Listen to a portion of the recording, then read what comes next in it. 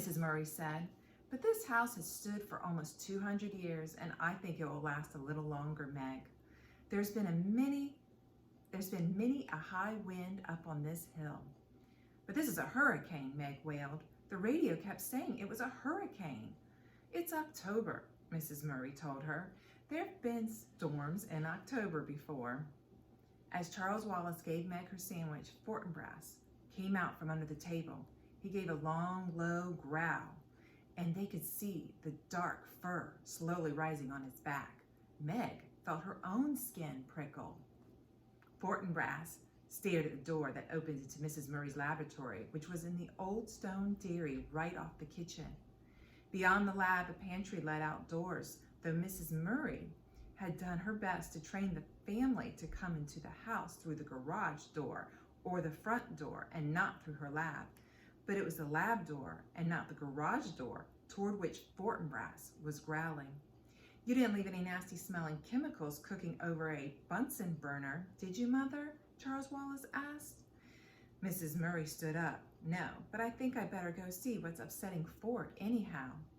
"It's the tramp. I'm sure it's the tramp," Meg said nervously. "What tramp?" Charles Wallace asked. "They were saying at the post office this afternoon that a tramp stole all Mrs. Buncombe's sheets."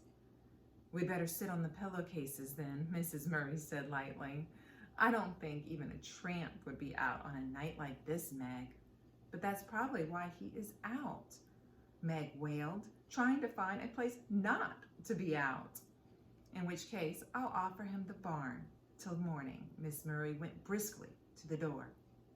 "I'll go with you," Meg's voice was shrill. Shrill meaning a high-pitched and piercing sound. "No, Meg, you stay with Charles and eat your sandwich." "Eat," Meg exclaimed as Mrs. Murray went out through the lab. "How does she expect me to eat?" "Mother can take care of herself," Charles said. "Physically, that is." But he sat in his father's chair at the table and his legs kicked at the rungs. And Charles Wallace, unlike most small children, had the ability to sit still. After a few moments that seemed like forever to Meg, Mrs. Murray came back in, holding the door open for, was it the tramp? It seemed small for Meg's idea of a tramp. The age or sex was impossible to tell, for it was completely bundled up in clothes. Several scarves of assorted colors were tied about the head, and a man's felt hat perched atop. A shocking pink stole was knotted about a rough overcoat, and black rubber boots covered the feet. "Mrs. Whatsit," Charles said suspiciously, "what are you doing here? And at this time of night, too?" "Now, don't you be worried, my honey." A voice emerged from among turned-up coat collars, stoles, scarves, and hat, a voice like an unoiled gate, but somehow not unpleasant. Okay, so there's another simile, a voice like an unoiled gate. A simile is comparing two things by using like or as, but in this case, like. "Mrs. Whatsit says she lost her way," Mrs. Murray said. "Would you care for some hot chocolate, Mrs. Whatsit?" "Charmed, I'm sure," Mrs. Whatsit answered, taking off the hat and the stole.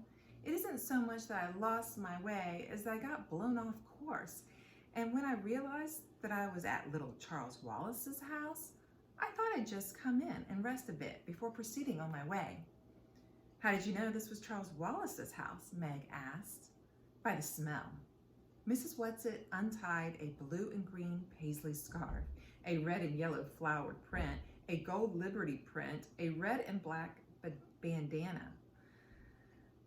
Under all this, a sparse quantity of grayish hair was tied in a small but tidy knot on top of her head. Her eyes were bright, her nose a round, soft blob, her mouth puckered like an autumn apple. "My, but it's lovely and warm in here," she said. "Do sit down, Mrs. Murray." And Mrs. Murray indicated a chair. "Would you like a sandwich, Mrs. Whatsit? I've had liverwurst and cream cheese. Charles has had bread and jam, and Meg lettuce and tomato." "Now let me see," Mrs. Whatsit pondered. I'm passionately fond of Russian caviar. You peaked, Charles Wallace cried indignantly. We're saving that for Mother's birthday and you can't have any. Mrs. Whatsit gave a deep and pathetic sigh. No, Charles said. Now, you mustn't give in to her, Mother, or I shall be very angry. How about tuna fish salad? All right, Mrs. Whatsit said meekly. I'll fix it, Meg offered, going to the pantry for a can of tuna fish. For crying out loud, she thought, this old woman comes barging in on us in the middle of the night, and Mother takes it as though there weren't anything peculiar about it at all. I'll bet she is the tramp. I'll bet she did steal those sheets. And she's certainly no one Charles Wallace ought to be friends with, especially when he won't even talk to ordinary people. I've only been in the neighborhood a short time, Mrs. Whatsit was saying as Meg switched off the pantry light and came back into the kitchen with the tuna fish. And I didn't think I was going to like the neighbors at all until dear little Charles came over with his dog. Mrs. Whatsit, Charles Wallace demanded severely, why did you take Mrs. Buncombe's sheets? Well, I needed them, Charles dear. You must return them at once. But Charles dear, I can't. I've used them. It was very wrong of you, Charles Wallace scolded. If you needed sheets that badly, you should have asked me. Mrs. Whatsit shook her head and clucked. You can't spare any sheets, Mrs. Buncombe. Mrs. Buncombe can. Meg cut up some celery and mixed it in with the tuna. After a moment's hesitation, she opened the refrigerator door and brought out a jar of little sweet pickles. Though why I'm doing it for her, I don't know, she thought, as she cut them up. I don't trust her one bit. Tell your sister I'm all right, Mrs. Whatsit said to Charles. Tell her my intentions are good. The road to hell is paved with good intention, Charles intoned. My, but isn't he cunning? Mrs. Whatsit beamed at him fondly. It's lucky he has someone to understand him. But I'm afraid he doesn't, Mrs. Murray said. None of us is quite up to Charles. But at least you aren't trying to squash him down. Mrs. Whatsit nodded her head vigorously. You're letting him be himself. Here's your sandwich, Meg said, bringing it to Mrs. Whatsit. Do you mind if I take off my boots before I eat? Mrs. Whatsit asked, picking up the sandwich nevertheless. Listen, she moved her feet up and down in her boots, and they could hear water squelching. My toes are ever so damp. The trouble is that these boots are a mite too tight for me, and I never can take them off by myself. I'll help you, Charles offered. Not you. You're not strong enough. I'll help, Mrs. Murray squatted at Mrs. Whatsit's feet, yanking on one slick boot. When the boot came off, it came suddenly. Mrs. Murray sat down with a thump. Mrs. Whatsit went tumbling backward with the chair onto the floor, sandwich held high in one old claw. Water pooled out of the boot and ran over the floor and the big braided rug. Oh, dearie me, Mrs. Whatsit said, lying on her back in the overturned chair, her feet in the air, one in a red and white striped sock, the other still booted. Mrs. Murray got to her feet. Are you all right, Mrs. Whatsit? If you have some liniment, I'll put it on my dignity, Mrs. Whatsit said, still supine. I think it's sprained. A little oil of cloves mixed well with garlic is rather good. And she took a large bite of a sandwich. Okay, so I would like you to go ahead and look at that couple of sentences there and think about what does the word liniment mean if you're not used to hearing it? And supine, too. What does that mean? Take a few minutes and think about it. Think about how it's being used in the sentence. So liniment would be either oil or lotion to be rubbed on an area for pain. And supine means lying face upward. Do please get up, Charles said. I don't like to see you lying there that way. You're carrying things too far. Have you ever tried to get up to your feet with a sprained dignity? But Mrs. Whatsit scrambled up, righted the chair, and then sat back down on the floor. The booted foot stuck out in front of her and took another bite. She moved with great agility for such an old woman. At least Meg was reasonably sure that she was an old woman, and a very old woman at that. So how do you think the word agility, what do you think the word agility means when it's being used that way in the sentence? Okay, ability to move quickly and easily. Good. Mrs. Whatsit, her mouth full, ordered Mrs. Murray, "Now pull while I'm already down." Quite calmly, as though this old woman and her boots were nothing out of the ordinary, Mrs. Murray pulled until the second boot relinquished the foot.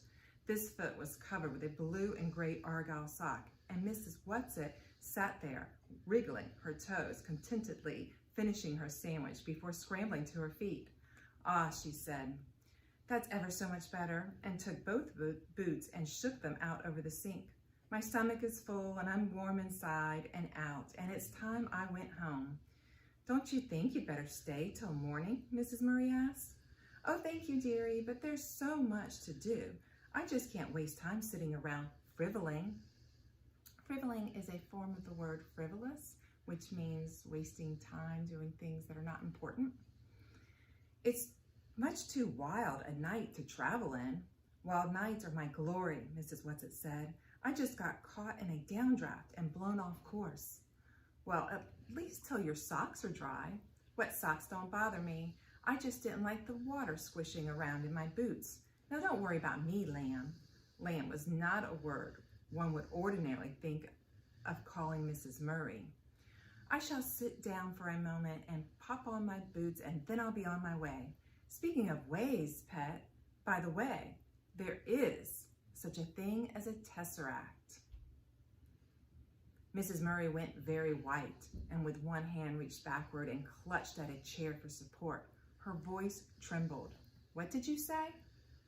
Mrs. Whatsit tugged at her second boot. "I said," she grunted, shoving her foot down in, "that there is, shove, such a thing, shove, as a tesseract." Her foot went down into the boot, and grabbing shawls, scarves, and hats, she hustled out the door. Mrs. Murray stayed very still, making no move to help the old woman. As the door opened, Fortinbras streaked in, panting, wet, and shiny as a seal.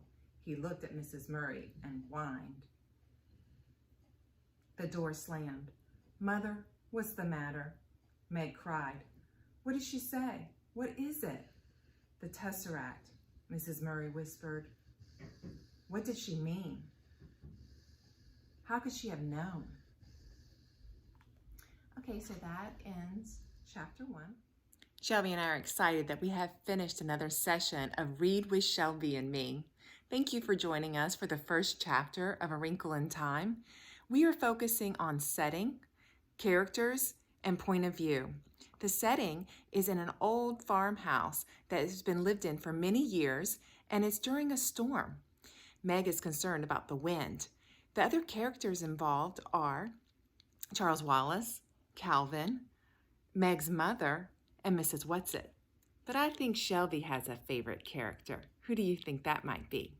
I'm guessing it's Fortinbras. And the other thing we want to focus on when we're starting a book is the point of view. The point of view in Wrinkle of Time is third person omniscient. And that means it's all-knowing, but it is focused on Meg, the main character's thoughts and ideas. So let's always remember we read to succeed. So keep calm and keep reading. Thank you.